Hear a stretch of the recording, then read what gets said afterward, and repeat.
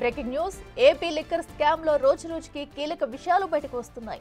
YCP మాజీ MLA Ramireddy Pratap Kumar రెడ్డికి మద్యం ముడుపుల సొమ్ము అందినట్లు సిట్ దర్యాప్తులో తేలింది. ప్రకాశం, నెల్లూరు, చిత్తూరు జిల్లాలో పోటీ చేసిన వైసీపీ అభ్యర్థులకు మద్యం సొమ్ము చేరినట్లు అధికారులు గుర్తించారు. అప్పట్లో సిట్టింగ్ ఎమ్మెల్యేలుగా ఉన్న వీరికి, వారి పీఏలకు, వైసీపీ మండల స్థాయి నాయకులకు మద్యం సొమ్ము చేరినట్లు నిర్ధారించారు. మద్యం ముడుపుల రూపంలో 3,500 కోట్ల అవినీతి జరిగిందని ఆరోపించిన సిట్ 200 నుంచి 300 కోట్లను ఈ 3 జిల్లాల్లోనే ఎన్నికల కోసం ఖర్చు చేసినట్లు సిట్ దర్యాప్తులో తేలింది. మద్యం సొమ్మును అభ్యర్థులకు చేరవేయడంలో చెవిరెడ్డి భాస్కర్ రెడ్డి కీలక పాత్ర పోషించినట్లు సిట్ తేల్చింది. చెవిరెడ్డి దగ్గర పనిచేసే కొంతమంది హైదరాబాద్, తాడపల్లిలోని డెన్ల నుంచి డబ్బులు తెచ్చి పంచారని నిగ్గు తేల్చింది. దీనికి సంబంధించి ఛార్జ్ షీట్లో వివరాలు ప్రస్తావించారు.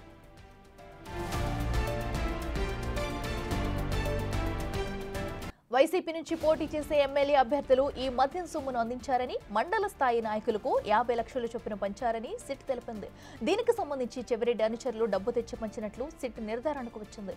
హైదరాబాద్ ఖాజాగూడలోని నిహారిక ఇంటర్లేక్ అపార్ట్మెంట్ ను ముడుపుల సొమ్మును భద్రపరిచే డేన్గా వాడారని సిట్ అధికారులు రిపోర్టులో తెలిపారు. 2024 మార్చి 11న కావలి మాజీ ఎమ్మెల్యే ప్రతాప్ కుమార్ రెడ్డి పీఏకి నగదు చెవిరెడ్డి అనుచరుడు అందించారని సిట్ అధికారులు తెలిపారు.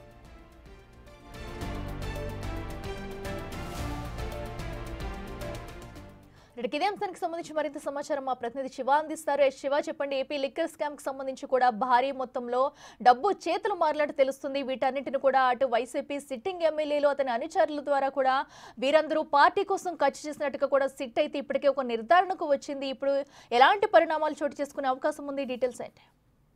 మొత్తం మీద చూస్తుంటే లిక్కర్ కేసు వ్యవహారానికి సంబంధించి రోజుకు ఒక ఆసక్తికరమైన అంశం వెలుగులోకి వస్తున్న పరిస్థితి కనిపిస్తా ఉంది. వైఎస్ఆర్సీపీకి సంబంధించిన నేతలు గత ఎన్నికల్లో అంటే 2024 ఎన్నికల్లో మద్యానికి సంబంధించిన నగదుని హైదరాబాద్ నుంచి జగ్గేపేట మీదుగా అంటే తెలంగాణ నుంచి ఆంధ్రప్రదేశ్ సరిహద్దు ప్రాంతానికి తీసుకొచ్చి ఇక్కడి నుంచి కూడా ఫిబ్రవరి, మార్చి మొదటి వారాల్లోని ఈ నగదుని అంతా కూడా పంపిణీ చేశారు.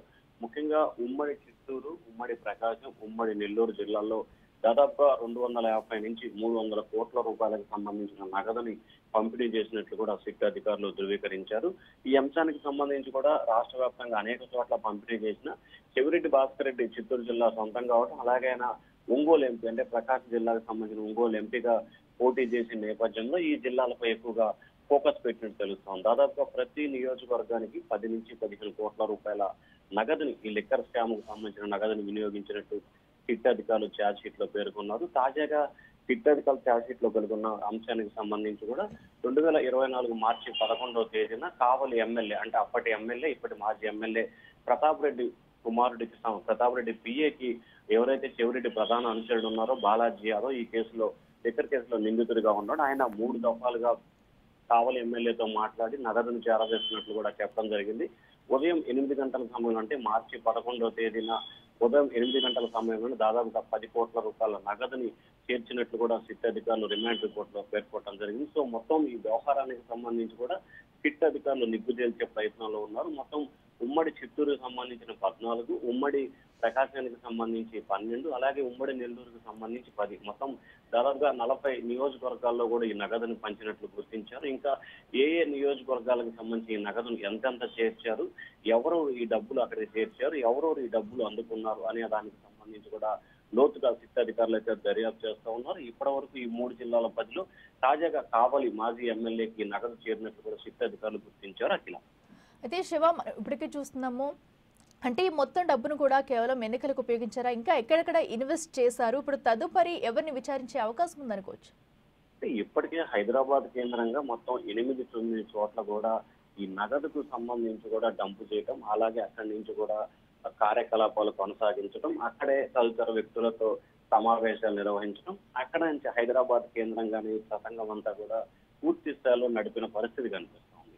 అయితే ఈ కేసుకు సంబంధించి కూడా ఇప్పటి వరకు నిన్న మాజీ మంత్రి నారాయణ స్వామిని వీడియో కాల్ ద్వారా విచారించారు. మొన్న ఎంపీ మిథున్ రెడ్డిని అరెస్ట్ చేసిన పరిస్థితి కనిపిస్తా ఉంది. ఇప్పటికే హైదరాబాద్ కు సంబంధించిన పలువురు వ్యక్తులకు కూడా నోటీసులు ఇచ్చినట్లు తెలుస్తా ఉంది. ఈ రోజు ప్రధానంగా ఏదైతే దుబాయ్ కి సంబంధించిన లింకులు, తెలంగాణకి సంబంధించిన ఫోన్ ట్యాపింగ్ వ్యవహారాల్లో లింక్ ఉన్న ఆకర్షణ అనే వ్యక్తిని కూడా ఈ రోజు విచారణకు పిలిచినట్లు తెలుస్తా ఉంది. దాదాపుగా ఇప్పటికే 268 మందిని సాక్షులను విచారించిన పరిస్థితి కనిపిస్తా ఉంది. మరికొంతమందిని కూడా నిన్న ఇవాళ రేపట్లో విచారించే అవకాశం కనిపిస్తా ఉంది.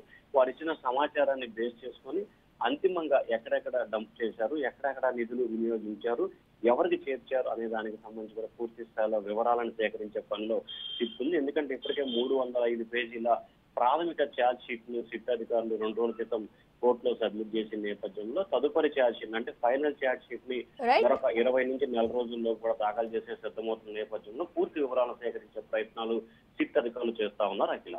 Right Shiva, thank you.